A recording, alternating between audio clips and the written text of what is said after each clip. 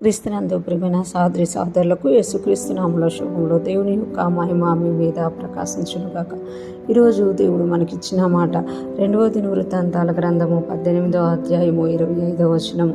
ఇక్కడ అప్పుడు ఇశ్రాయేలు రాజు పట్టణపు అధిపతి అయిన హమోను నొద్దకును రాజకుమారుడైన యావాషు నొద్దకును మీరు మీకాయని తీసుకొని పోయి వారితో రాజు మీకు ఇచ్చిన సెలవు ఇది ఏ వినుడి.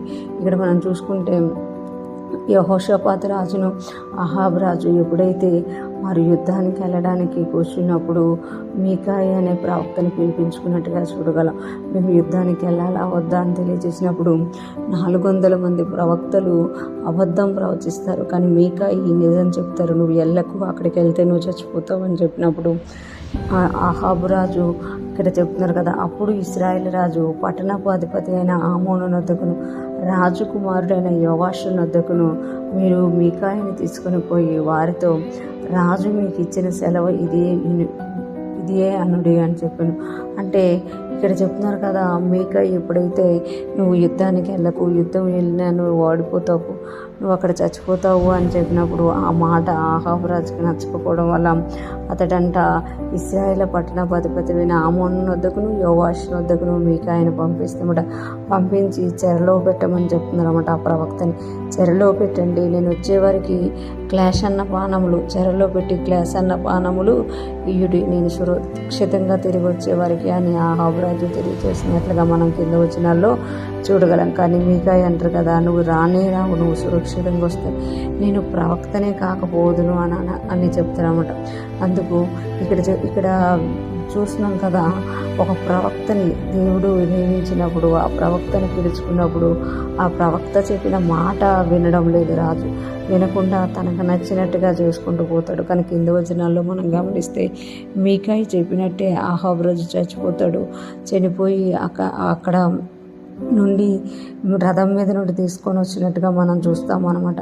అంటే దేవుడు తన ప్రవక్తలను పిలుచుకున్నది పెట్టింది ఎందుకు అని అంటే మనం సత్యాన్ని గ్రహించడానికి, దేవుని హృదయంలో ఏముందో మన పక్షాన అది తెలియచేయడానికి అని మనము గమనించాలన్నమాట.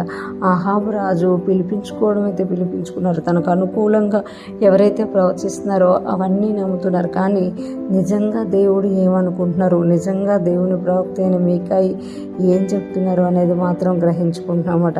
ఈరోజు ఫ్రెష్ మనం వింటున్న ప్రతి ఒక్కరూ జ్ఞాపకం చేసుకోవాలి, దేవుడు మన కొరకు సిద్ధపరిచిన ప్రవక్తల విషయంలో మనకు అనుకూలంగా వాళ్ళు మాట్లాడాలని మనం అనుకోకూడదు. వాళ్ళు దేవుని సత్యాన్ని తెలియచేయాలని, దేవుని హృదయాన్ని వాళ్ళు మనకు బయలుపరిచేవారు కనుక దేవుని హృదయం మన పట్ల ఎలా ఉందో వాళ్ళు అదే బయలుపరుస్తారు. దాన్ని మనం ఎప్పుడైతే నమ్ముతామో దాన్ని బట్టి దేవుని స్తుతిస్తామో మనకు మేలు జరుగుతుంది అనమాట. ఒకవేళ మనం దాన్ని నిర్లక్ష్యం చేస్తే దాని యొక్క ఫలితాన్ని మనమే అనుభవిస్తాం. ఇక్కడ అహాబు రాజు కూడా మీకాయి యొక్క ప్రవచనమును నిర్లక్ష్యం చేయడం వల్ల, మీకాయి దేవుడి నుండి తీసుకొచ్చిన మాటను నిర్లక్ష్యం చేయడం వల్ల అహాబు యుద్ధానికి వెళ్ళి యుద్ధం చేయకుండానే ఎవరో గురి తెలియకుండా వదిలిన బాణము అహాబు యొక్క భుజానికి తగలడం వల్ల చనిపోయినట్లుగా మనం చూడగలం అనమాట. ఈరోజు ఫ్రెష్ మనం వింటున్న ప్రతి ఒక్కరూ కూడా దేవుని నుండి వచ్చిన మాటను దేవుని మాటగా తీసుకొని దానికి లోబడి దాని గురించి మనం ప్రార్థించినప్పుడు మనము ఆశీర్వదింపబడిన వారిగా ఉంటాము.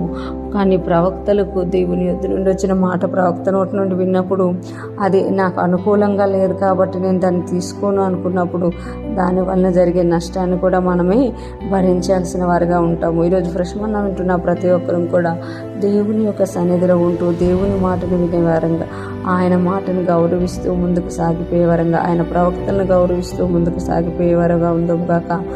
దేవుని కృప మనకు తోడుగా ఉండి నడిపించును గాక. ఆమేన్.